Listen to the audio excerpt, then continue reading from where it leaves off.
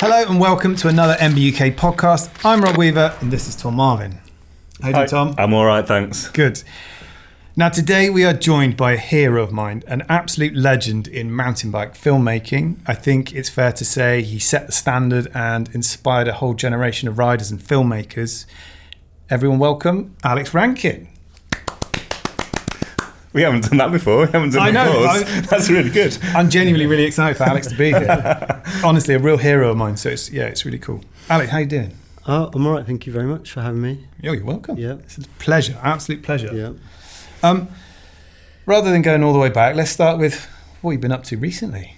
Well, I've been just started work on a DMR documentary which will lead us into the history of mountain biking. Yeah. About the early days of DMR. So they started in '95. Okay. And of course, that's when the sport sort of changed from predominantly sort of flat bars and people clipping in or toe straps, and seats up high and very cross-country orientated stuff.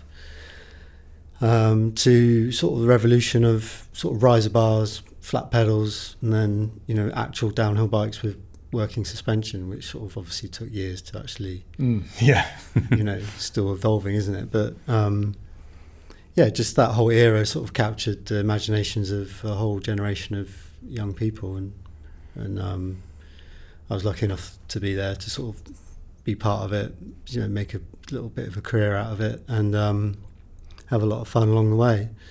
So, and then we sort of got it all documented on the videos I made. Yeah. And released, Very cool. Yeah. So the documentary you're making now is just sort of, is it a whole history of from DMR from the start to the present day, sort of giving the context of mountain biking as a whole, or is it solely DMR? Or yeah, I mean, sort of, we don't want to just make it into one big advert.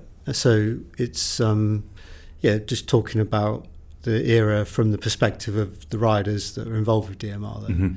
Because they've had some big names on board, right? Yeah. I mean, I've just been down to the headquarters in Sussex and interviewed the bosses, Matt and Damon, who really, they supported me from Sprung 2 or 3, I think. They had an advert, Sprung 2. It's very cool. Original VHS. So they supported us. I think from Sprung 3 they had a proper advert on there. And that was a huge help, and they could see like what we were doing, and they liked the fact we were just independent, and they wanted to support that. So because you used to have the little ad breaks almost in there, didn't you? Yeah, like a skate film. Yeah, almost. Yeah. Yeah. So Sprung was like a video magazine, which we stole from 411 skateboard video magazine. Yeah. And also Props, which was a huge influence. So which was a BMX video magazine. So video magazine being like you buy a video every sort of 4 months or something, like they do, or 3 months. They do 4 a year Props, and they'd have adverts on it to supplement the production. So they'd have like bike shop adverts or bike company adverts. It was all sort of industry funded and very real, and so that was really inspiring for us to just sort of steal that idea and run with it. And but you just sort of like, as a kid from the UK looking for a way to start making a video from scratch, and you've just sort of left college, and sort of painting and decorating is not the career you want, because that's sort of what you've been doing with your dad for 6 months after college. You have a lot of time to think about, what can I do? Do we just go and make a video like straight up? Like, I knew I wanted to do something, but do you just sort of start making a title and put it out as like this epic film? Or in the UK it was kind of hard. There wasn't that kind of money backing, or you want to prove yourself a little bit. And I was going to say, because you need surely a chunk of cash to go out there and have the time. Well, yeah, and this was like, we had time because it was just sort of like, just left college, living at home, and that's the one thing you could put into it. I just sort of passed my driving test at 21, a bit late, but I borrowed some money off my mum to buy a camera. Yeah. So we did that. And then, the video magazine sort of aspect of it, it just allowed us to sort of do it in a way that it gave us our hook in, like we could just go somewhere and say, right, we're just reporting on this. Or we're just going to do an interview, like in props, they had like interviews. Yeah. So Sprung One had like a really long Steve Gill interview, which looking back, sort of actually, I quite like it now, but it was a bit long and it wasn't quite so Sprung 2, we were going to do sort of like props, do a few a year, but we quickly realised we didn't want to stop filming in the summer. So we just ploughed on through, and then Sprung 2 was sort of much better because we just filmed from sort of April, after the bike show or whenever it was, through to the end of the year. And then we released it at Cheddar, which we talked about, downhill. Yeah. The epic downhill. Yeah. And we had a screen, I said we released, we had like, literally the tape popped out the tape machine in Plymouth where we edited it. Right. And I drove up to Cheddar and there was a big party going on for Mud Cows. Oh, yeah. That Chili video had put on. Yeah. And that just finished. I caught the end of it and I turned up and just put that on. And like Sandy from Chili was all right with that. And it just kicked off. Like everyone was pretty, lubed up. And it was just like everyone was screaming because they all saw themselves on the screen racing that year at all the nationals and things like that. And then, so we really like just hit our little market perfectly with that. So that's a bit of Sprung stuff. And then really the DMR project sort of tracked my career as well, so I can really relate to everything that's being said. And we've got riders that they still sponsor, like Brendan Fairclough. Brendan sort of came along a little bit after Sprung, and I filmed with him like the early Earths when he was just a junior. Him and Ralph Jones, right? Yeah. Yes. 4 or 5, I can't remember. That's a cool section. You did some stuff with him Bauhaus, on Orange. Yeah, I remember going to Wisley with him and meeting Ollie Wilkins. Actually, I met Ollie before, but Ollie was there still in Nipper and getting about. So there's all these things that sort of intertwine. And Pagey was always supported by DMR. And I think there's that sort of nice thing you've got just with the cool flat pedal riders as well, all the way through it. I know Warner used DMR, and he started his own little pedal company. You can remember Bass Jump Pedals. I think they had an advert on there. Yeah. So it was Sprung 3. Rob did, but I saw he sort of said that failed after a few weeks. A few weeks. Yeah, it was like He didn't really give it a go. Yeah. So I think he was on DMR for a long time, and then I know the PlayStation 2 game with Rob on the cover. He's actually got DMR pedals on that. So they were that everywhere. It was like based on a really good design pedal, the DX, Shimano DX. Yeah, I mean, when they kind of came out, it changed things. Yeah, for sure. Yeah, and Damien, they were hard to get the Shimano DXs. You couldn't just get them, could you? And Damien from DMR knew about them, and that's what he based the pedal on. So, freely say they just, modified it. Adapted. Improved on it. And still now, like the very latest, like Max one that's just come out, it's still the same shape as the DX, really. It just works. So yeah. Were there any mountain bike films at that time that you kind of were able to draw inspiration from, or you wanted to almost use them to, I don't know, almost go in an opposite direction? Because I think most stuff at that point would have been sort of full feature style. Do you remember Tread? I had Tread, yeah. I still got it. Yeah, I have too. It's quite cool. I got a big box of VHSs still under my spare bedroom bed, and I was really influenced by skateboarding videos, like Pal Peralta videos, Stacey Peralta's videos, like Bones Brigade stuff. That was my favourites, and then. I was only skated for like 2 years when I was like 13, 14. But that's such an influential time. And then you just like trying to sort of digest all this media and consume all this media from America, and that whole era was really like the such an amazing time for me. And I went into video because of that, I suppose. Like at college, instead of doing A levels, I just did video, and then that got me into university. Where I did 3 more years of video, so I did 5 years of video. Nice. By the time I was 21, and it was just, and the whole time I was kind of, there was bikes as a theme all through that. Like if you look at any of my old college projects, like 70% of them had just had a bike in it somewhere. Right. And I wasn't like, I'm going to work in the bike industry, because it wasn't like that at all. But when I left, it's just sort of, yeah, well, let's just do it. And then Milan, who I was at college with, he's a mature student at the time. He came from Serbia, and we used to go riding together all the time around Plymouth, and that's when we evolved like our riding style at the same time, you know. And the scene around Plymouth was really good, you know. And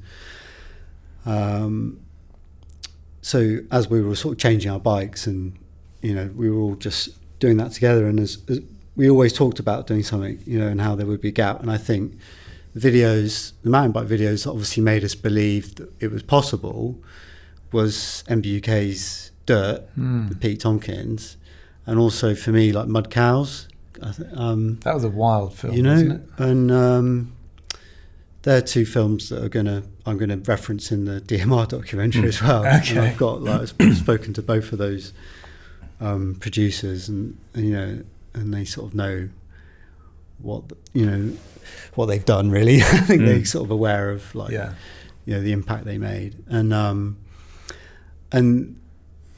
whilst you know, they were very sort of raw videos, you know, like, and filming back then was, you know, on video cameras with tapes, and then Sony brought out the DV camera in 95, the VX 1000, and in 97 I bought a VX 9000, which was a larger version of the VX 1000, and I found it in Bristol free ads, second hand. Yeah, my mum sort of wrote a check and borrowed some money so we could buy it. Wicked. And then I just got in my car and went filming, you know, and started making phone calls and like whatever contact you could have. Yeah.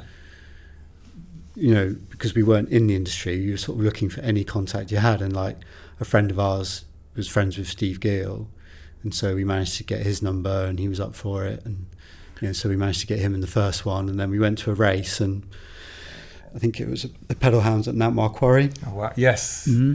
And it was literally the first race or second race we'd been to, and Steve Pete was there. Yeah. You know, and we went over and pointed the camera at him and interviewed. And he was injured had a broken hip from riding in California. Okay. And and he's just like, yeah, you should come. We should go filming. And just like from someone who wasn't in the industry, and like really like. That was, you know, when we realised, you know, the doors would open, and Milan got Scott Beaumont's phone number, and we were just like, oh my God, this is so exciting. I couldn't believe it.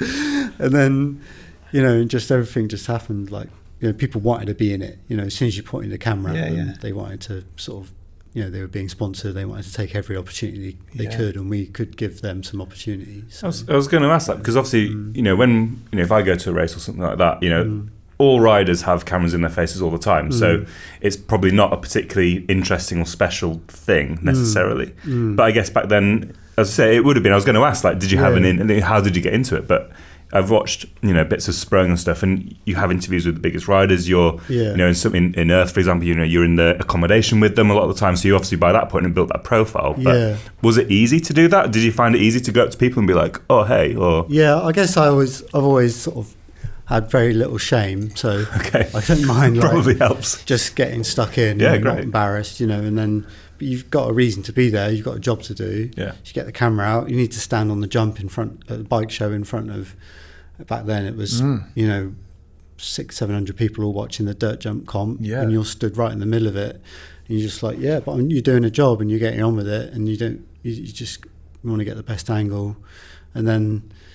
You know, you don't mind getting in people's faces if you want to get in there and do stuff. That's just, you know, you single-mindedness to get the best little video segment you can, and that's what it takes. You're not being shy about it. So I remember being like a little bit self-conscious at the very first national, I went to. That was I was definitely now my quarry, and I got the camera out of this bag, and someone in the crowd said, "Oh, you want a bigger camera, mate?" Because it's sort of quite a big camera. I'm just like, "Oh, yeah, I suppose it's all right though." You know, people just like, it was unusual, you know, to see someone filming like that, you know, really. And then I think it must have been a national, because they had the TV crew, and they were like stuck on the tripod, on this sort of one section, and we were just all handheld, and you sort of move around, and we quickly, you know, in the edit, we used to figure out what works and what didn't, and then each stage of video we sort of improved, and then that helped me, you know, and Milan sort of progress through what we were doing.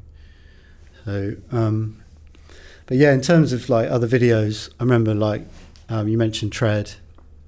I went to a bike shop in Westbury, and there was a guy who ran the shop who was really cool. I can't remember his name now. He used to be in motocross and all that, and he was into like the whole sort of more downhill side of mountain biking that was coming through. And I told him about the Sprung idea, and he's like, "Oh, you should see this video. Have you seen this? It's Tread." And he just gave it to me, which was really nice of him. Yeah. And that was kind of a cool film. You know, it was sort of like more of an epic, American style, all shot on film, and had little sort of stories. But yeah, that was sort of pre-Free Ride Entertainment, wasn't it? And then of course, Free Ride Entertainment came about around the time we did Sprung 1, I think. New World Disorder 1, maybe Sprung 2, 98. Around then, wasn't it? So that was obviously like, you know, the big powerhouse of a movie. Then you had Cranked that was running around the same time. You know, Bjorn from Cranked. So they had a very different approach. So, you know, everything shot on film. You know, when I say that, you need a budget, much bigger budgets for that. You know, and then they have crews where it's not just one or two guys doing everything. So we were sort of more of that DIY sort of ilk, where we sort of shoot it all, edit it all, and then straight through every sort of aspect of it, to picking the VHS up, filling my mum's car with 1,000 VHSs and then driving straight to the bike show in Birmingham. Nice. Stuff like that, because that's what made it so much more personal. The only thing I knew how to do, really. Yeah. But I think it's fair to say your sort of filming style and how you incorporated music especially hadn't really been done in the mountain bike sector anyway. Yeah, of course, like, because, I mean, you know, Generation X was sort of defined by, for me, like Crusty Demons of Dirt. I mean, that was a video I watched like a billion times, I think. All my mates would watch it, even if they weren't into riding. And then a lot of BMX videos as well. And they're all just sort of, you know, a thick covering of metal, you know. And that's fine, you know, but that wasn't what I was into. You know, I was at college for all those years, and I just loved sort of different kinds of music. And, you know, I remember making videos to Stevie Wonder, and that's a good example, really, of just sort of like the side of things that that weren't just sort of like the generic extreme sports sort of type of music that people just sort of slapped on everything and thought that'll do. Like Headliners. Do you remember Headliners? Yeah, Headliners. I mean, that was a cool film. Yeah, really, like, that was a really influential film. And then I think Plush, can you remember Plush magazine? They did a film as well. I don't think I even saw that. But the fact that I saw a video that was made of downhill racing, I thought, oh, we can do that as well. And there's a sort of space in the market for us. So like, I've got nothing against like all the heavy metal and that kind of vibe and all that. It was just, you know, we used like skate punk and other stuff on our films, but it's very eclectic. Quite. Yeah, I mean, that's the main thing. Yeah. Like, especially Earthed and the films that came after Sprung. But Sprung, we spent a lot of time sourcing all the music from the artists ourselves, and so we weren't just picking tunes we liked out of the ether, you know, and making it like really good like that. We were just sort of like working really hard to contact as many sort of music people we knew through friends of friends to try and get music for free. And did it work? I mean, that must have been tough. Yeah, I mean, like, literally all of Sprung was like that. Really? So So yeah, it was good though. I mean, that because we were like immersed in the culture of the time, music culture. Like, so Milan whilst we were making Sprung, he was also involved with a project with Tom and Shirley, who we went to college with, and that was like first he did a documentary about pirate radio scene in London. Cool. And then he did it was a pirate radio thing, and then you got to meet Busta Rhymes and Africa Bambaataa. And that's how we got That's how you got in with those little guys. bits and bobs. Yeah, they're huge. Yeah. And then there was Ty and Shorty Blitz on Sprung 1 at the very intro almost. And that was because he had the footage from going to London and shooting those projects. That's so cool. I think he did one about UK hip hop and then one about pirate radio. Okay. So that was kind of like the same time, because obviously Milan was sort of trying to create different opportunities at the same time as I was doing Sprung with him. So that kind of culture side of it has always been really important to us and to me, and I guess that's where I've sort of come from, rather than from like being obsessed with tech. Yeah. And the tech side of mountain biking, I'd be more into like the riding and why sometimes the riding was not as good as it could be, or when you look at like motocross or BMX culture and what's going on there, and then you go to mountain biking and kind of there's like, do they not even know like these other sports exist, and that's why that whole era from sort of 95, 96, 97 onwards was when things really started getting better for mountain biking. But still, we were a million miles from sort of being part of the X Games or being taken seriously on something like that. To where you see now at Crankworks, where it's sort of the slope style, like this sort of blue ribbon event. And, that was like, if you'd have had that back in 96 or 7, you'd been on the X Games, wouldn't you, like front and centre. Sure, yeah. So and they did that snow race, the Winter X Games that Pagey went to. Yeah. But then there was nothing, was there? It was like a full cross snow race, which did look cool, but then it was just like, BMX, skate. They had downhill BMX as well, didn't they? Didn't you film on it? Or was it BMX Supercross? Did they do that for the X Games? I'm not sure if it was done. It might have been, Yeah, there was X Games and there was Vans Triple Crown. Yes. I think that's how it started. They've put down right. 100 grand, and that was all in the magazines around the time. And then I went to one of the later ones, which was 2003, with when the UCI ran it. Right. And based on, it was at the same track as they did the Vans Triple Crown or X Games, and so that's on Earth 2. Yes. Yeah, which is because you used to put a bit of BMX in, especially from the bike shows. Yeah. So we always like street stuff. We always really wanted to just showcase everything like that we could, get our hands on, and for us there was sort of like blurring those sort of like boundaries of what should or shouldn't be in a mountain bike film. Was really exciting to us. So the same way we sort of challenge people with the music, we wanted to sort of just do that with, okay, is it really a mountain bike film if you've got like a bunch of guys riding BMX street in it, and we just didn't care. We just wanted to show whatever we thought was sort of okay at the time, and show where we came from really, and what I mean, I was a mountain biker, but proper like MBUK kid, just sort of. My mate got a mountain bike, I wanted a mountain bike, and we'd go off in the woods and prat about. But it was always about going to the sort of local jump spot or bomb hole. Yeah, the bomb hole. At Potton Woods. Yeah.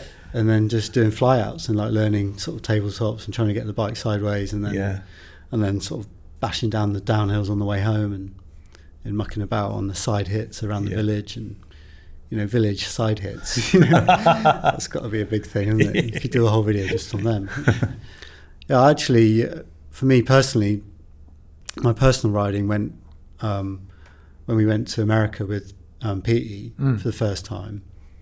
Well, he was there. We flew out and met him, stayed there for a couple of weeks, and I came home with a new BMX. And before that, I had a Schwinn race bike, because I crashed my sort of Orange 5 dirt jumping, like building dirt jumps in the village, broke the brake lever, which would have cost me like 50, 60 quid to replace. And I thought I may as well get a BMX, you know. Yeah. So so then I just got really into BMX myself for my own riding, and it sort of gives you a lot of control. You know, you first start riding, it feels really twitchy and weird and horrible, and then after a while you don't notice. And then after, when I lived in Bath, I lived on the same street as a skate park, and I just used to sort of had a friend that was sort of really into BMX, and he's like, come and ride the ramps. I'm like, what do you mean ride ramps on a bike? That's weird. Nah, I'd rather skate. But he got me into riding ramps on the bike, and that actually gives you a load of control, like a trials bike almost, you know, and you can do like, you know, have control on the coping, and that sort of stood with me for the rest of, you know, for my whole life really. I sort of feel like a way better rider for that, you know, the time I put in. Yeah. I recommend it. Yeah. Oh, I did my stint on the BMX. Yeah. They're terrifying. Yeah. BMX or trials, but then nowadays you can get like a dirt jump bike, and you know that might suit people better, and you know that seemed like a really good option, really. I think I had gone on a dirt jump bike a couple of years ago and looped out and hurt my bum and never touched it again. Yeah, really. I was like, I ain't doing that. That's dangerous. Yeah. But so nice eclectic mix. And I think what I always really liked about Sprung was you had those sort of punchy sections. It wasn't just, you know, you're not sitting in for one long sort of feature-length film. I really enjoyed the fact it was that magazine format. Yeah. And how was it received once that first one came out? Well, Jerry Dyer from Dirt described it as a bit car parky. We had a long conversation on the phone, like why didn't he review it? Because I was really upset, and and he just explained to me, you know, compared to, I think New World Disorder literally just had a review in Dirt, and then Sprung come out, and Dirt was all about only reviewing stuff that was good, and Sprung sort of like had its place, you know, it did its job for us. Yeah. And we sold like a few copies at the bike show in '98, and we made the whole thing in 9 weeks from start to finish. Yeah. No way. Yeah, it was literally like December that we decided to sort of start doing it, and then we were filming it January, February, and then it was the bike show quite early back then. Yeah, it would have been like April time, I guess. Yeah, early April. So we just fired it out really of what we could get, and took a chance, and it did its job, you know. And it was funny, it's still there, it's online now on my YouTube, and it's it was well received, really, you know. But yeah, Jerry sort of gave us loads of tips and pointers and told us, you know, what we need to do to sort of improve it. You know, gave us loads of encouragement, and we just went for it. We just stuck with it, you know. Yeah. Did you go straight on to Sprung 2 straight from that, or did you give it a bit of a break? Or? Yeah, well, it was the same year, really. So Sprung 2 came out the same year, and we just sort of we shot a load at the bike show, Bike 98, of just, you know, stuff going on. Paul Roberts doing 360s over that double, and Lopes was probably there. Yeah, it was like Lopes. It was all like kooky stuff going on, but you know, it was enough for a little section. And then, you know, we had tons of ideas of what to do for that year, and then we went to sort of every single national. I think I made sort of, Milan wasn't keen, but I made him go to every single one. But it did, like, it gave us like a little bit of continuity in that film, and then we just sort of met everyone in the industry, you know, sort of, and all those people at the race became our friends. And because you had the Steve Pete video diaries. Yeah, and then amazingly, like Petey wanted to be in it. You know, we went up to his house towards the end of the season, and you know, did a couple of days filming with him and Pagey around Warncliffe, and you know, and went out drinking with his friends, and it was dangerous. And then we were part of the scene then. You know, we weren't like really fans anymore. We still loved it, but we were part of the industry, and you know, the ideas are just there on a plate, really. And it was easy back then, because the difference between, say, the last sort of 10 years, back then you could just go out and film wherever you liked, and no one had filmed it before. So if you phone up a rider and you say, do you want to go filming, they'd be like, yeah, come up the woods, we'll do some stuff, You know, can you imagine that now? And then selling that footage, yeah. You know, it's not going to work, is it? So now it's either like a really sort of big budget documentary about going up the woods where they live, or you know, it's like a big build, which is really common, isn't it? Like build projects. On private land. All riders have budgets for builders, and all riders are now like expert sort of digger drivers and project managers and all that sort of stuff. So, or it's still like a big road trip, like a time away or something like that, you know. But that's sort of less common now, I think. You got out to a few sort of World Cup races though. Yeah.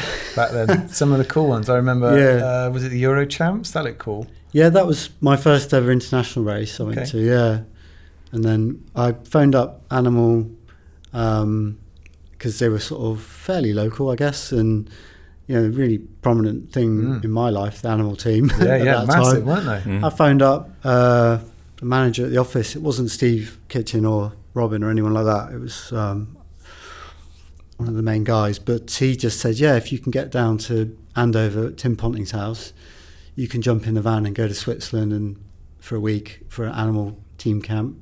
And then the boys are going on to Czech Republic for a week, and you can sort of just tag along. And I just did that, jumped in the van, the old horse box, and chugged across, you know, Germany, and straight away you're like in the maddest sort of scene situation you can't believe. You know, like basically I spent no money, and 2 days later, Milan and I were on a ski lift going up, or a drag lift going up a glacier with the Animal team going snowboarding. It's just like the craziest thing. Surreal, right? Milan just turned around to me and he said, "We spent 2p getting here." Just like literally, like, you know, just surreal situations. Anyway, and it was sort of being with the Animal team. It was a laugh, you know, because they were about having fun as well. You know, so they had like big party in this Sasfe. And we just thought it was brilliant. You know, all the Animal sort of sponsored athletes are there from all the different sports, and we did a bit of riding, filmed a bit, but not much. Oh, we went to Chamonix that trip. There's a bit of Chamonix on there. Right. So that was literally like the first international downhill track I filmed on, I think. And then we went on to the Czech Republic, European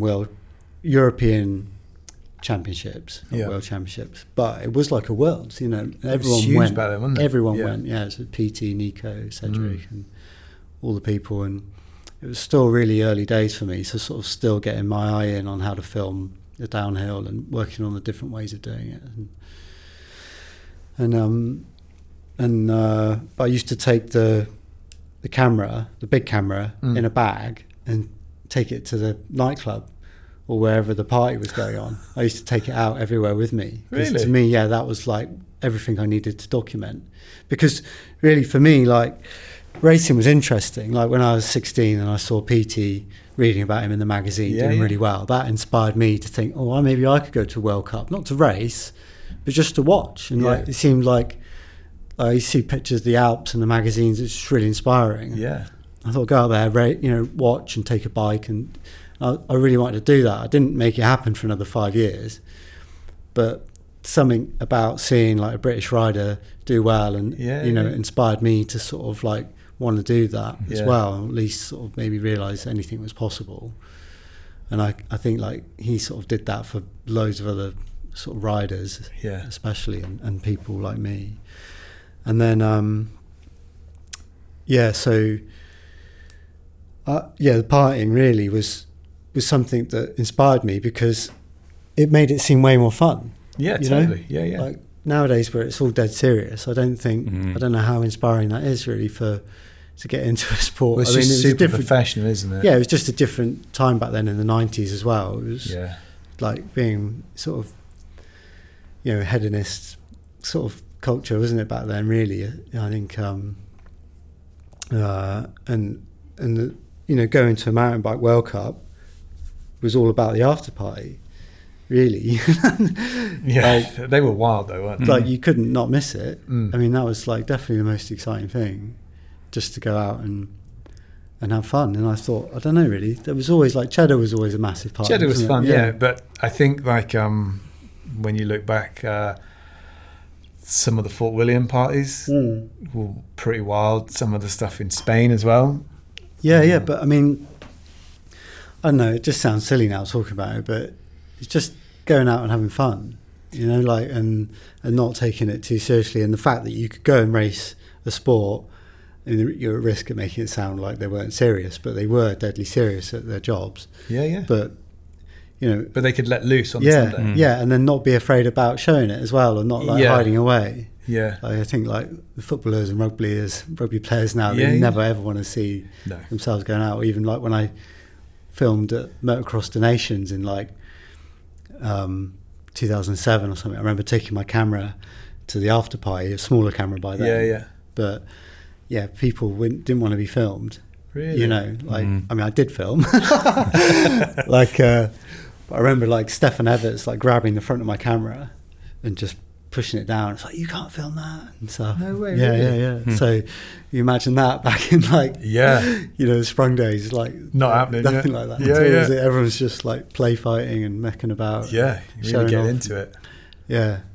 So, so partying was something that it seems silly, but it was a big part of what we did, and I think that came across in the videos we did as well. You know, and just not just. But I mean, that was it came across in the magazine. You know, I started reading MBUK in probably 2001. Yeah. And, you know, the partying and the sort of those good times were portrayed across media at that point, regardless. And like I say, it's become more professional now. You don't see it anymore. I'm sure they do have a bit of fun. But yeah, I think Tim Manley, he's like quite a cheeky guy, and he always like pushed that side of things in the mag, and always like a huge fun side of cycling, not just the serious racing side of it. So yeah. When you went out to you're saying you went out to the European Champs, for example, the first proper international race. By that point, you were in the British, in the industry in the UK. The riders probably knew who you were. Yeah. Was it as easy to work with, Cedric, for example, or any of the big European? Did they get it, or was the culture in the French scene or the German scene different? No, it was quite established. When you went out there, and guys on turbo trainers, and taking it real serious, and the bikes were like proper suspension bikes back then, and then obviously you had the American videos had sort of surfaced and come through, and then they saw like independent people filming, and they would sort of want to be in the video, and but you quickly met Petey knew everyone. If you just hung out in the pits with him for 30 seconds, you literally like meet everyone. You'd meet all the top boys straight away. So there's no doubt about that. And I mean, getting to the races was tricky, really, because we didn't have much money. So we put in all the profits into the next production. And the money from Sprung 2 we spent going to California for Sprung 3. And then kind of like, it was hard to push things because you didn't have a budget behind you, really. And I remember Milan was friends with the guys at Hotlines in Tavistock, is it? Plymouth Way? And distributors for Azonic and Foes and a bunch of other stuff. And he called me up. He says, I've got a great opportunity. We can go to the next 3 World Cups. So it was Leger, Maribor and Nevergal in 1999. This would have been for Sprung 3. And I was like, great, man, that sounds amazing. I can't believe you've done that. And he's like, well, there's one catch. We have to be mechanics for Lisa Shett. I'm like, you what? I can't do that. We can't do that. You're not a mechanic. I'm like, you got to be kidding. Like, bear in mind, we'd never been to an actual World Cup. Right. And I didn't spend any time with any mechanics when I was at the other races, So Milan convinced me we could do it. Right. It's like, it'd be all right. We'll do it together. We can sort of, take turns. He says he knows all about downhill bikes because he's got this Kona full suspension bike that he bought. I still had an orange P7, right? With riser bars and flat pedals, and the seat slammed.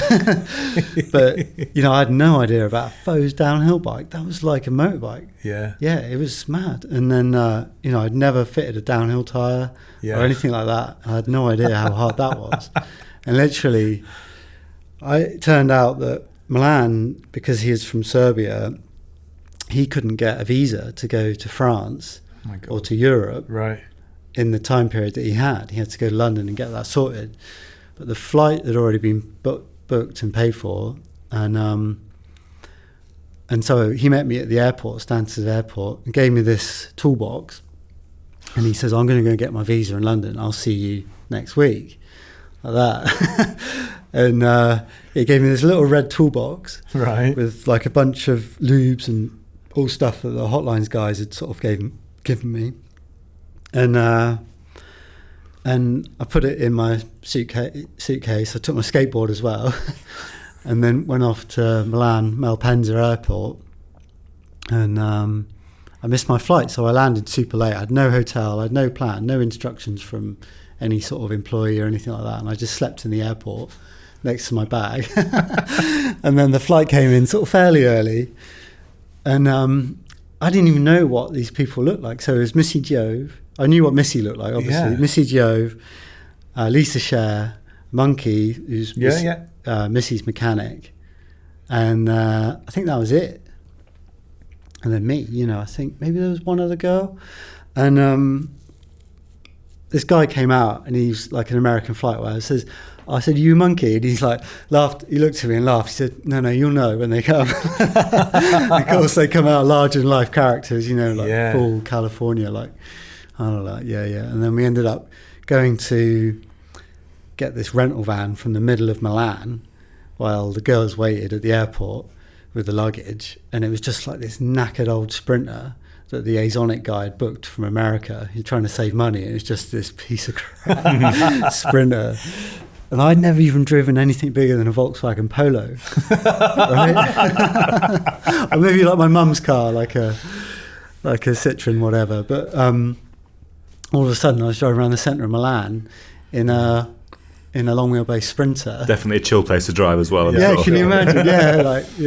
And I only had my driving test passed my driving test for like a year. Yeah, and Monkey sat next to me. Luckily, he spoke a bit of Spanish, which he reckoned sounded like Italian. So we kind of signed the paper and figured something out, yeah. And then went and picked up the girls. And then this whole time, I was just blagging being a mechanic. Right. They didn't know I was like a filmer guy at all. I didn't mention anything like that. So we just carried on. I just tried to blag it as long as I could. And literally the next night or that night, I found myself in the basement of a hotel with Mike King's mechanic, Brian Lokes' mechanic, Monkey, all like these, big character, like American sort of characters. I don't know if Stickman was down there. I don't think he was, but it was kind of that level of industry expertise. And then me trying to build this Foes downhill bike, which didn't have tyres on the rim. It didn't have I don't think the shock was in it. There was all sorts of stuff. It was a right mess. I think the forks had been taken out to make it fit in the bag. And oh my God, how I got it running, I do not know. And it basically took me 6 hours to get the tyre on. I swear. I was just my Lord. And then I got the bike sorted as practice. And then I was in the street and I was thinking, I really want to go film something, there's my other brain was kicking in, and then Aidan Bishop came by in the British team van. He was driving. I'm sure he was driving, or he was a passenger, and this sort of transit van minibus full of the British team. And I was stood in the street. He's like, "All right, mate," and I knew them from nationals. And he said, "What are you doing?" Yeah, I'm sort of just helping these guys. And he's like, "Oh, do you want to come go-karting?" I'm like, "Yeah, that sounds like fun." And I just jumped in the back of the van with them, not really thinking about it. And then it turned out it was 2-hour drive to the go-kart track, plus God. The go-karting, then coming back. So I'd missed the team dinner. But by that time, I think they'd had some practice, and I think Lisa's pedal fell off or something like that.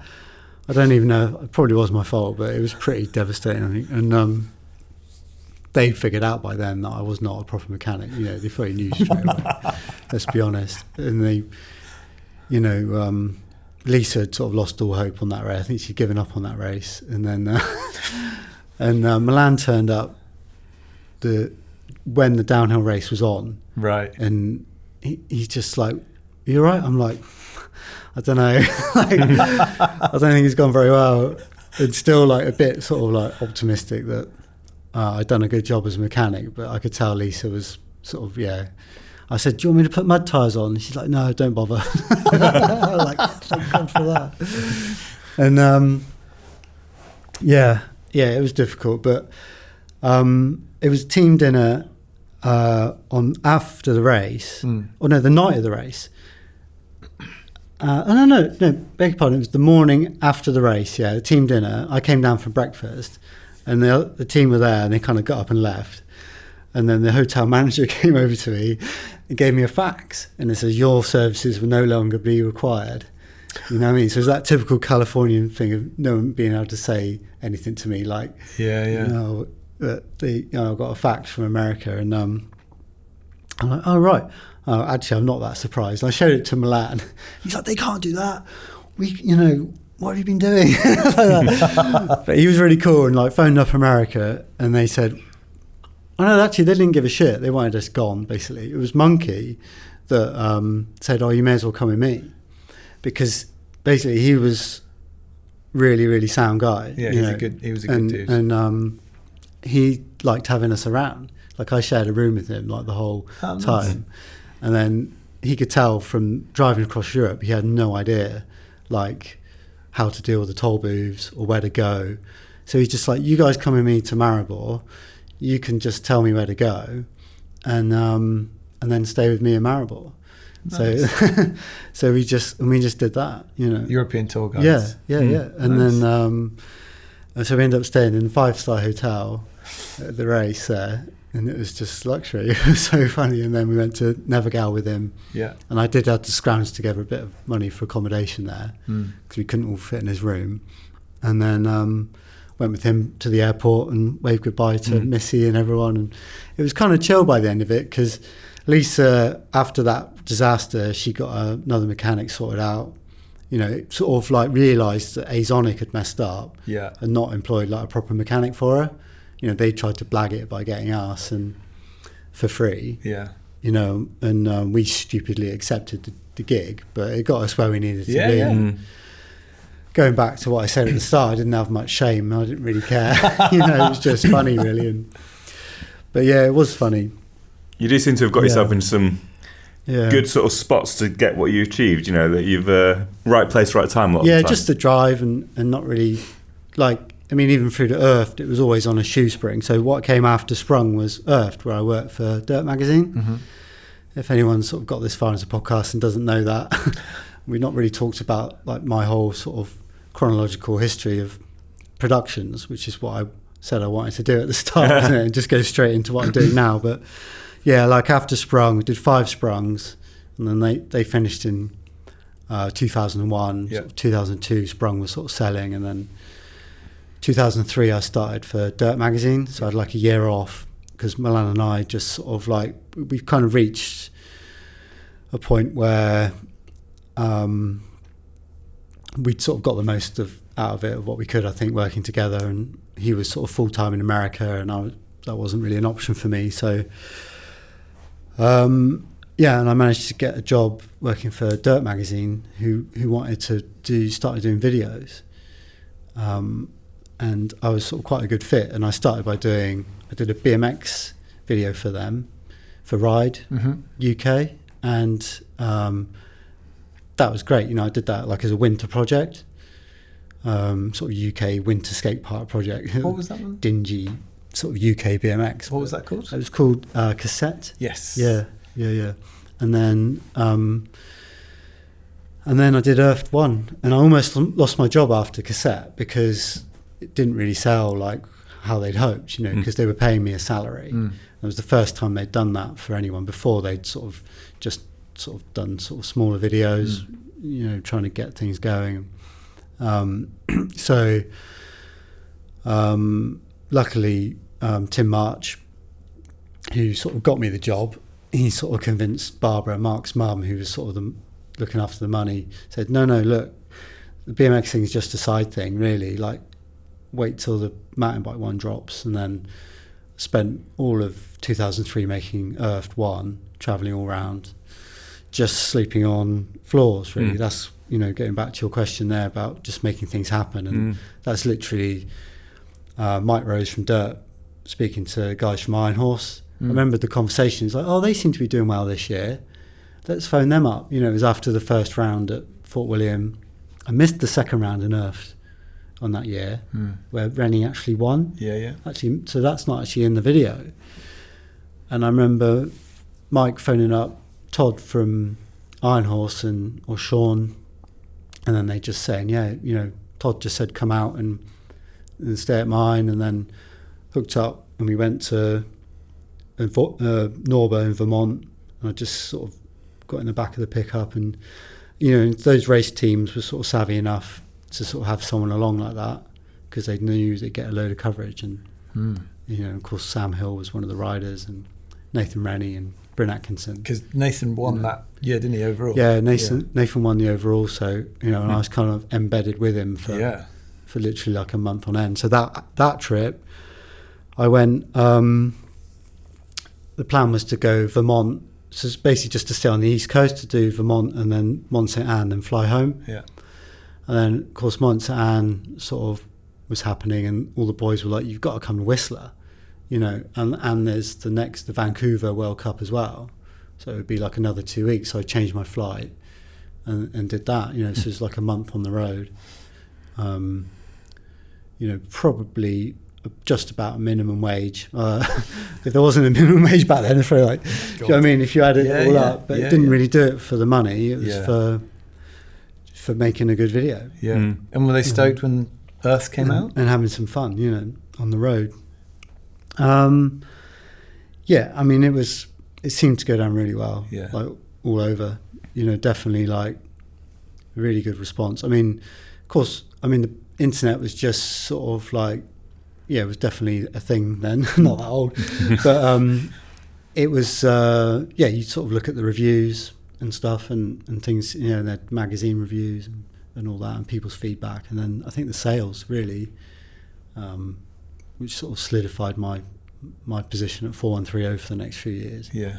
And definitely, you know, we made another BMX video as another winter project. Okay. And then I did how-to videos, like fundamentals. Yeah, that was great. Yeah. But just sort of like side projects, really. Like, okay. And I sort of badger like Greg Millard to come on, let's go and tell me how to do this corner, and like drag him up the hill, or you know, Rennie, get him out to do something like, how do you go fast around this corner then, Rennie? That section was wicked. That section was so good, didn't it? You know? And then other stuff like Chris Powell doing manuals, and that was all when I was traveling. For Earth 2 actually. Okay. So yeah, and I sort of repeated the Norba thing. I really liked the Norbas. Yeah, they were cool. They had a really good vibe. And even in the later days, the tracks were amazing. And I just like the really relaxed atmosphere and culture there for event organising in North America. I really liked it. And so fundamentals, and then that kind of all merged. Because 413 Publishing, they started Moto magazine, so then I got badgered into going to motocross races, and literally the first motocross race I ever went to film was sort of a world championship round at Matterley Basin, and the second race I ever filmed was the Motocross of Nations at Matterley Basin.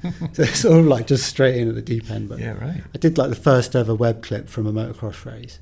At that, yeah, at the Stefan Everts beating James Stewart. Yeah, I remember that. And I got it all on video and stuff and put that online, and yeah, that did really well. So yeah, I always felt like I've always been a little bit able to sort of just be at the forefront of what's been going on. So, and I don't like repeating stuff too much. Okay. You know, so like flogging something when it's sort of done to death. And for me, like going to World Cups, you know, going to Fort William, as fun as it was, I went like 10, 11 years in a row.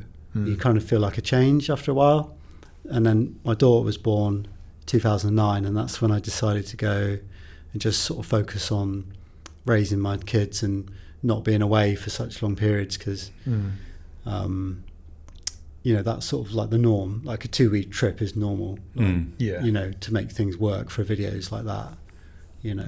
And I kind of The transition had sort of already happened to web clips, 2007. So I did Earth 5, and then I was sort of going to do a video in 2008, but I just couldn't get it together because everything was so focused on web clips.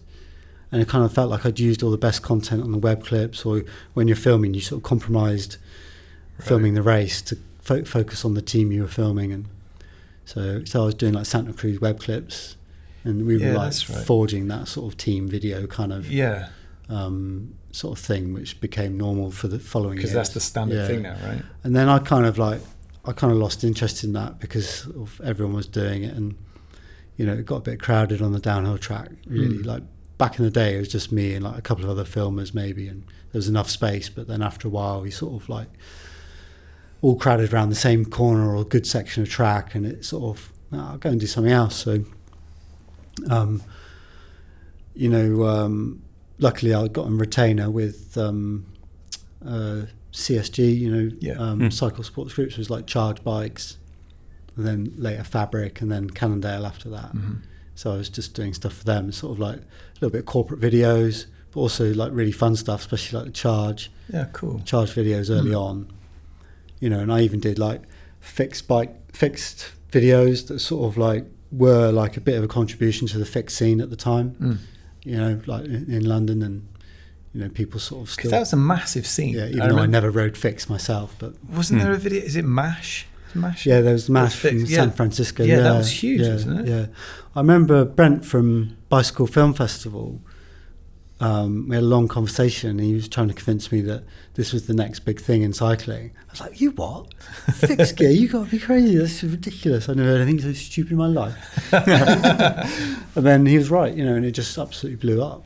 Because Akrig did it, didn't he? He did Akrig did one, and he just blew everyone away. So I worked with a guy called Tom LaMarche, he's now like a stuntman in Hollywood. Right. But he was really into riding fixed, based, sort of at that time MASH came out, and he sort of took a bit off-roady and was doing so we kind of just sort of get a bit creative on it. And I did a video with him for Charge, and then Chris got one for Mongoose, didn't he? And just shut it all down. Everyone just pretty much gave up after that. He's just his was insane. Good. He was like chain ringing onto fences and then over, and it was just insane, the stuff he was doing. It's just hard to fathom when you watch that guy ride a bike. Yeah. So Chris's career was sort of like, I remember telling him that, the rider has the power to take control nowadays. I could see that happening, and really he sort of managed to do that, sort of do his own videos with Mongoose, and so for years he just did his own videos. He filmed them himself or with mates helping and stuff. So yeah. How do you feel? I mean, you mentioned about web clips and all of that stuff sort of taking precedence over longer form vids. How do you feel about it now? It's quite a sort of saturated market. Yeah, stuff doesn't hang around long now, does it? Even like a huge film like Death Grip or something, it doesn't really you back in the day with Earthed and Sprung, we were in the magazines every month for 6 months when a video came out. Yeah. So you always had eyeballs on your product. Whereas now, I mean, obviously Death Grip's, got Netflix and all that sort of stuff, pay-per-view, which they've done an amazing job, and Clay's forged new sort of territory for sort of distribution and things there, and also the way a mountain bike film is made now. It's gone from doing one a year to actually maybe we'll take 2 years to make this film so we can make it better, to what's Clay done 7 years. I know there's other things going on there, but literally that's what it takes now to sort of say, we've just made a big film. You just don't see them anymore, do you, really? The big projects now, I watched it again last night, just came up on my feed, that skate park on a train with the Polish rider Simon Gojek. I'm going to get his name wrong, so I'll let you say it. And I mean, that's an insane project, isn't it? Yeah. The budget in that, and I mean, a lot of eyeballs on it, but it's incredible, isn't it, really, what he did there? And But they're also not very long. That's the thing, right? No, exactly, yeah. And it just exists in that sort of that short space. Yeah, that time frame. So everything's just changed massively. And then, like, if you talk about my career again, like after Charge and then it became Fabric, and then we started sponsoring Josh Bryceland.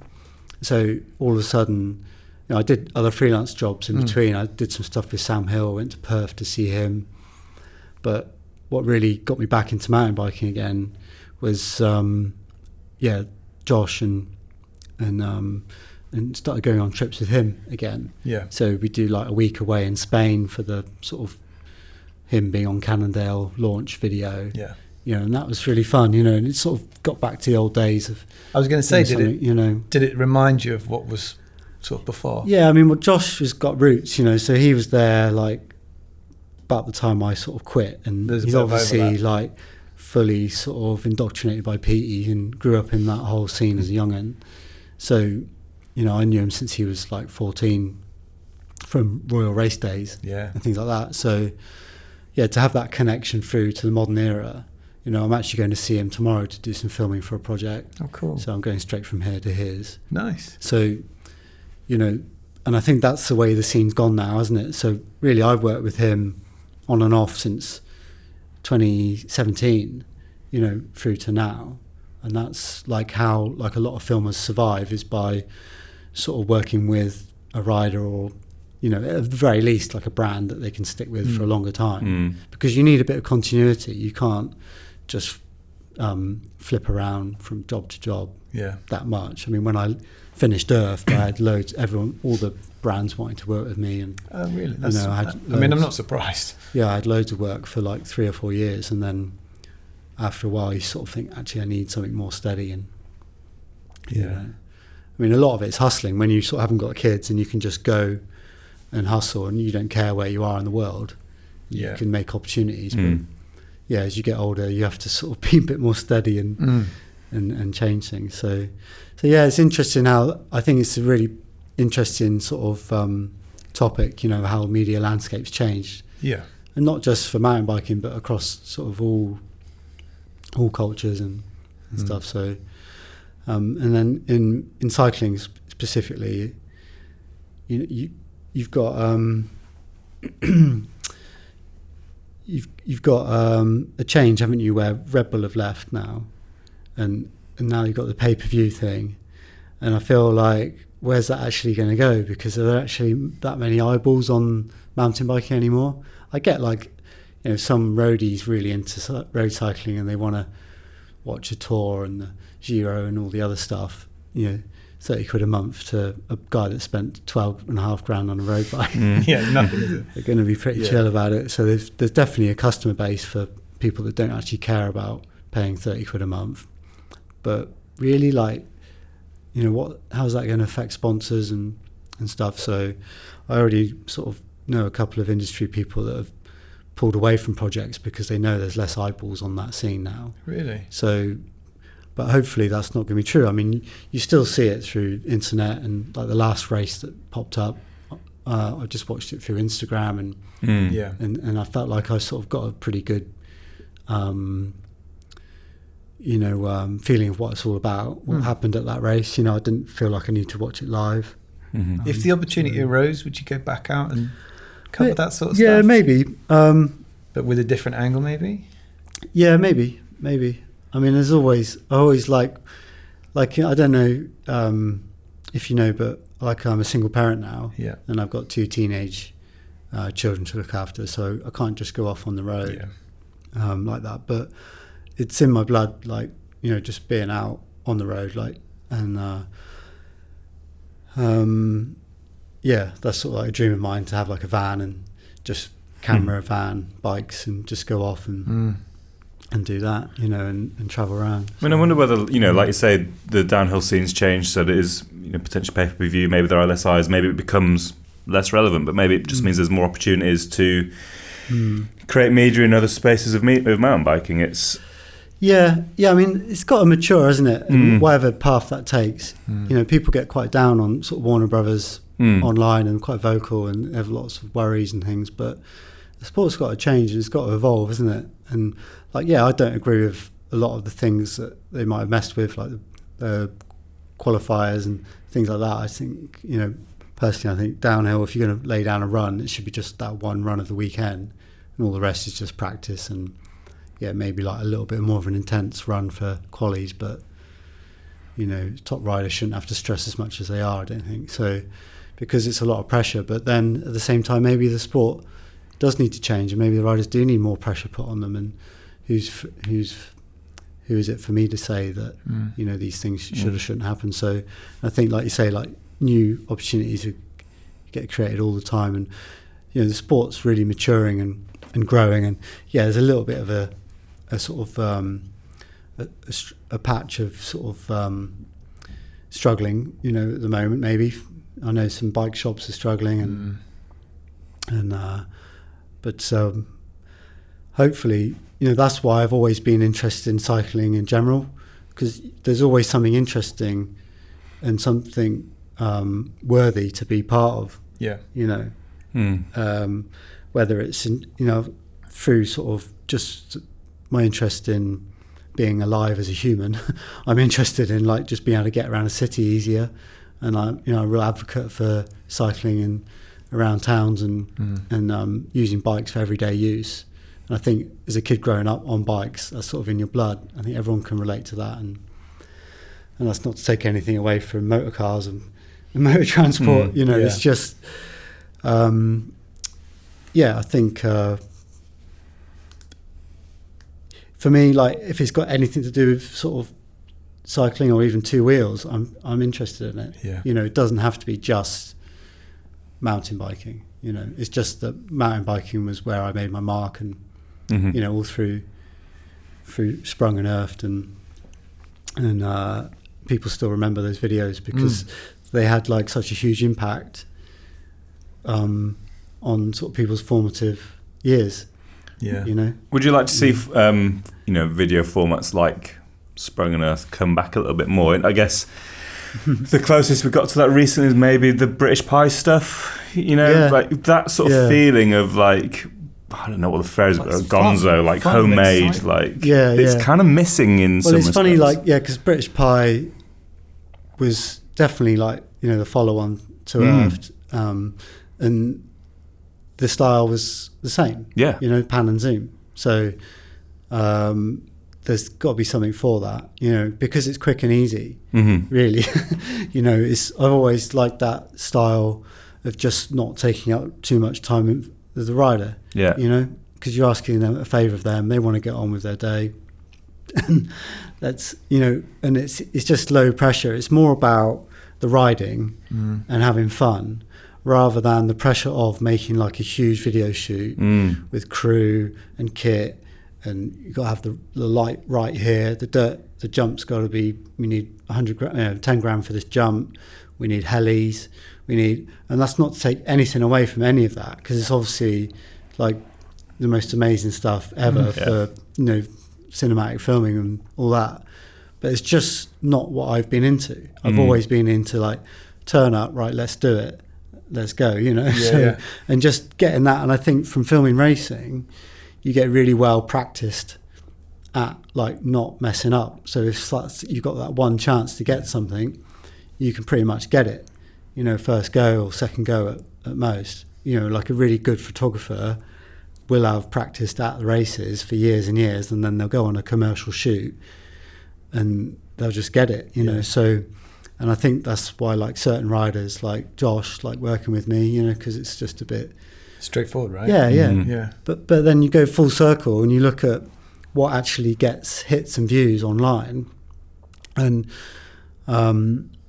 you can spend like 70 grand on an advert, and it'll only get 1,000 views. But you take a video on a phone, and it'll get 1 million views. Or more. Do you find that frustrating as like a pro filmmaker? Well, I've sort of like to think I can just straddle those worlds, and if I'll sit down with a client and I say, do you want this a bit more cinematic? They're like, no, actually, because the phone clips we do are fine. I'm like, okay, do you want me to just shoot it all vertical and we'll just make it look the best we can?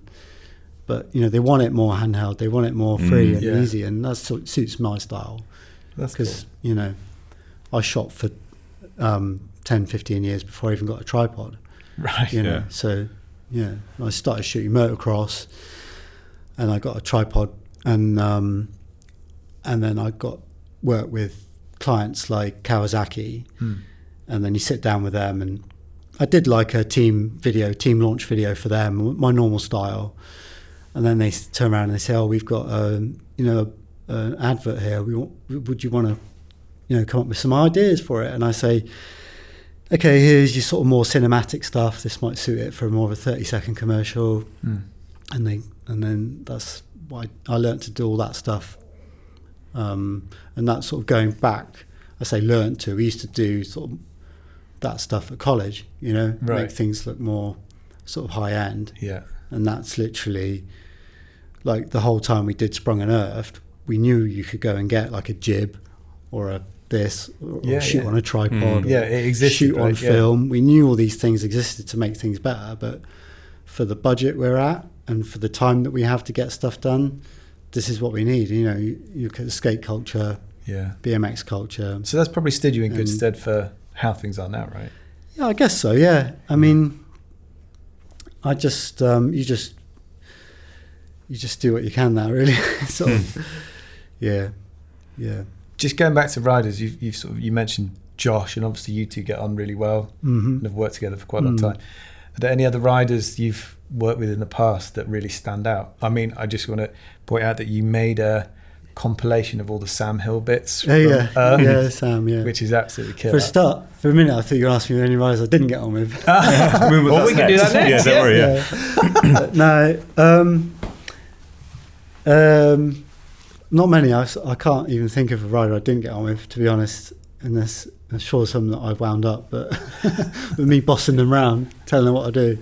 But I mean, Sam's obviously like a big one. Like Sam got me, like he was the one that sort of asked me to go and film with him in Australia. Oh, cool. And then he had me out for Mega Avalanche. Yeah. And I had quite a few years off mountain biking. Really, I was into like cyclocross and stuff like that, and racing and road bikes a bit. And, yeah.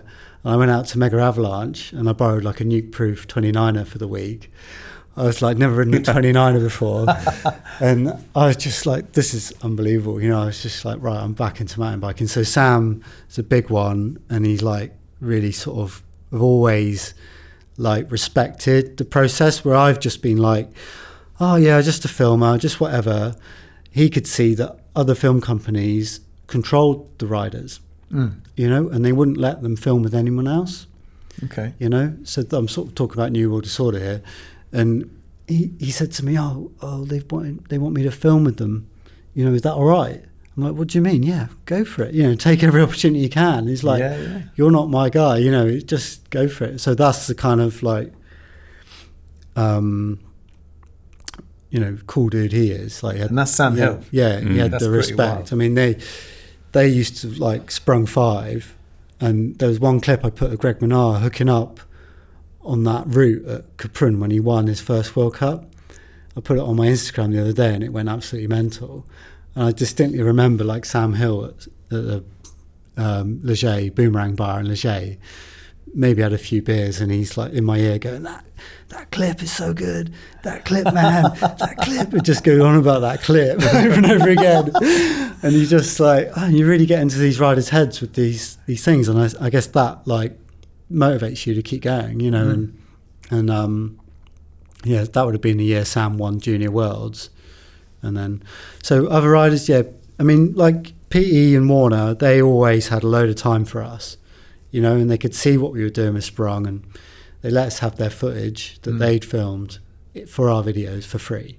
Do you know what I mean? That's pretty matey, isn't it? Yeah. That's cool. And that elevated our products to like a huge level. And then I mean, all riders. I mean, I just used to work my way through as many riders as I could to get in each film. Yeah. Do you know what I mean? And you just couldn't always get them all in, So, but I mean, one that stands out is like Burrell for Earthed 3 Europa. So that year there was no World Cups other than in Europe. So I decided to sort of just based the film in Europe. I thought, well, if they can't be bothered, I'm just going to stay in Europe this year. And then, and so like Burrell was like on fire, wasn't he, around that time? And he just really deserved a section. And man, what a hard working guy. Like I heard Chris Porter talking about him on the way here, listening to his podcast, and yeah, that just rings a bell, like what he was saying about testing, how many laps he was doing and all that. And yeah, I turned up in Nice, he picked me up from the airport, and it was just like every single second was crammed with something for me to film or something for us to do in a different mode of transport every single time as well. It was really weird. And then, yeah, I remember riding like on the back of like a KX125 with him in flip-flops, like pretty much knee down, like me on the back with my camera going to see his doctor because he'd just broken his foot, and then gets his foot taped up, and then we still go and film him the next day. And he was just like full on, and like, exactly like Chris Porter saying, he was doing 3 weeks of testing with a broken scapula or something. Yeah. So yeah, man, that was one rider that really deserved like everything he got in racing, I think. And but yeah, I mean, there's all the British guys, you know, it's just good people in the scene, you know, like really genuinely good people across the whole scene.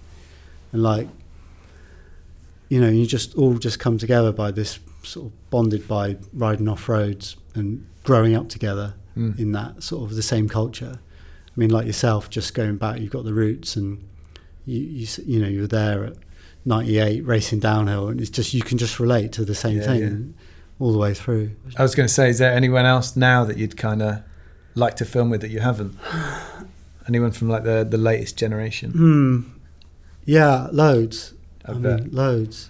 I mean, I did a bit with Cade when we did the bowl jam. Yeah. In for Rock Shocks. I did that at Revs, and he turned up because he was there, and I'd like to film with him again. He's just unreal. He's got like that roots and knowledge, even though he was a scooter kid. But I let him off. But I mean, he's obviously taught him how to ride transition unbelievably well, and you can see like, just next level. And I just love what he brings to like BMX influence to mountain biking. Yeah, and you see him shred through some trails on a BMX. It's amazing. I like the way he does that. Yeah, just goes to a spot and doesn't have to ride a hardtail. Sponsors no obligation, and just shreds on that. And you know, he seems to just keep it real. So I like those boys. I'd like to go to Hardline and film. I've not filmed there yet. I've never even been to a Hardline. Okay. So I think there's talk of me going this year, maybe not. Things might change, but because Josh has done the last couple, hasn't he? So and I edited Josh's video from Tasmania. I edited like a vlog for him from there, and that was pretty cool. But yeah, I mean, just too many things. Just again, like, man, just there's so many good riders. To be honest, like if you're not at the race scene, like you don't really know like all the best juniors are coming through. Yeah. Unless you're actually on the track filming or taking photos. Yeah. That's why like Joe from Steel City had such a good thing with his race team. Yeah, man, because he could literally see like who was the best kids coming through, and then he just picked them, didn't he? Nailed it, and then gave them just the right amount of support. Yeah, to get onto podiums, you know, and stuff like that. So, but you know, I'm just a bit out of it now in terms of all that stuff. So yeah, I need to go back to the races. And I mean, I remember it used to take, you turn up the first race of the season, you didn't know who anyone was because everyone had new team kit. Yeah. And you're just really confused for the first race. The first race of the year, you look back at the footage, you're like, who's that? You just look at all these missed opportunities where you've like, you've not filmed it right. And then, so even then, let alone being away for a couple of years, you know, you really need to get your eye back in. Yeah. Yeah.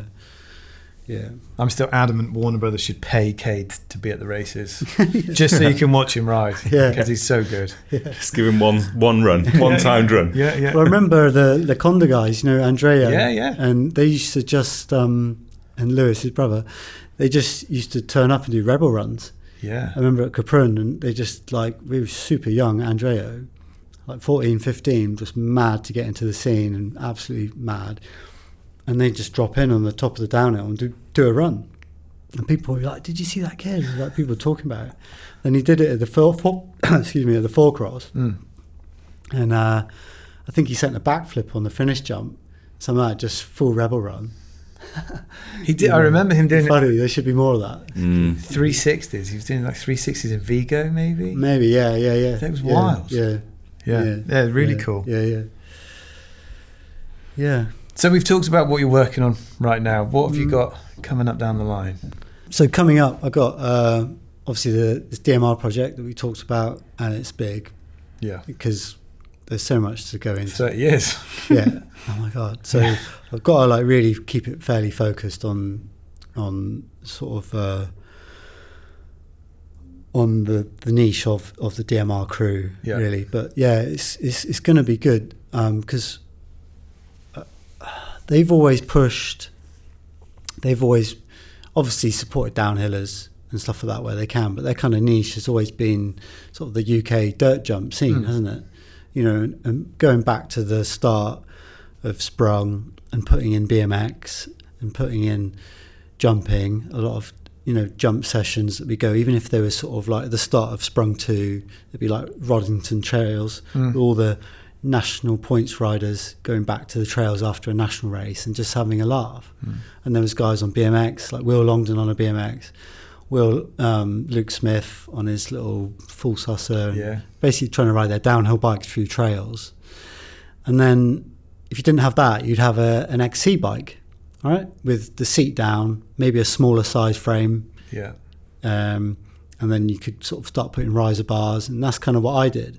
So I was sort of like at the trails, and I'd grab my bike out the car and I'd have a go at the trails, which is what I did on that session when after we finished filming. I'll ride that little line, that looks like fun and stuff. So, but there wasn't like a jump bike scene really. You know, it was weird if you turned up at some trails on a mountain bike, like an XC mountain bike. It did used to get a bit frosty at places like Wisley. The local BMXs, but BMXers would probably rightly like, who are these kooks and why aren't they helping to dig and all these different reasons, like what these bikes seem so inappropriate. And then so there was that sort of like salt, you know, and vibe between the two scenes. And with Sprung we definitely like ignored all of that, you know. And then when we went to America, you'd see like PT and Nige riding Sheep Hills with the locals, and all the locals were actually AA BMX pros or like proper like paid up BMX freestyle pros, and their attitude was like, ride whatever you want, you know, do whatever you want. There wasn't any sort of negativity at all, you know. So we rode on the coattails of that. It was always our like, right, it doesn't matter what all these hardcore UK street guys think about us making a video, because it's just irrelevant, you know. Like, and I feel like after all these years we've kind of been vindicated, like that kids coming through now, or even riders from the last sort of 10 years, will just do a bit of everything, you know, and that is totally eradicated all that scene now. But what DMR did, they were at the forefront of that. So they promoted like dirt jump road trips, and they made like the Trail Star, which then became like the Rhythm, and then the other bikes they make you know, frames for dirt jumping. Then other brands were around at the same time, or started producing more and more specific frames just for taking through the trails. And then of course you had like four cross, didn't you? Sort of bicycle supercross or whatever it was actually sort of, I don't know how many people actually did it really, but it was one of those sports that really influenced the direction. Because if you were a kid and you wanted a bike to take up the woods, it's going to look more like a four cross bike than an XC bike, isn't it? You know, I bought my second ever mountain bike was a Kona Lava Dome, simply because the top tube was sloping, more sloping than the others, and I thought it looked like it was more like a BMX to me in my head. So and that's what the DMR film's going to be about, really, is that whole era of how things have changed and transitioned, and how now they still sort of support a really good grassroots team there, which when you look at it, it's it gives you vibes from back in the day. It really does. And I've not actually filmed with them yet, but we're going to hopefully have like a jam up at S4P. Oh, cool. And then and do something with Jimmy Pratt, because he's obviously been on DMR for many years, and he's one of the riders where a BMXer would see a guy on a mountain bike ride through trails, even if they were properly strict BMX trails, and they'd be like, yeah, I can't deny that guy should be has there. brought something Yeah. special. Doesn't matter what bike he's on, if he's got little suspension forks or weird size wheels, or it doesn't matter, does it? And no, not at all. And yeah, so I mean, I've been capturing footage, so I've got tapes and tapes and tapes of footage, and I'm still working through it. I've been doing it about 2 years on and off, and just working my way through. Wow. And you just sort of drop into stuff. And the other week I saw stuff of Jimmy Pratt from Epsom Trails, and that was John Robinson's trails, hardcore BMX dude, and he used to go there and ride and mix with John, and it was just, if you sort of go and have respect and do all that, do your work, put your work in, and you know you're not going to have a problem at the trails, and obviously everyone knows that now. But like in Sprung 2, there's a Paul Roberts section in there, and Paul, we did like a little mini prop style interview there, and he said thanks to his sponsors, and he's really into it. He's really media savvy rider, and on there he's like, the one thing I say is, if you're going to go to the trails, have some respect, say hello to the locals.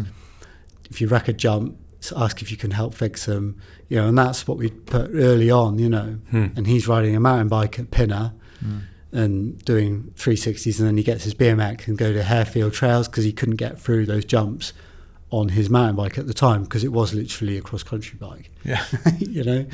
So, and that's how much the sport's changed, and that's sort of the sort of things that the documentary can talk about. And And when's that out? so hopefully August.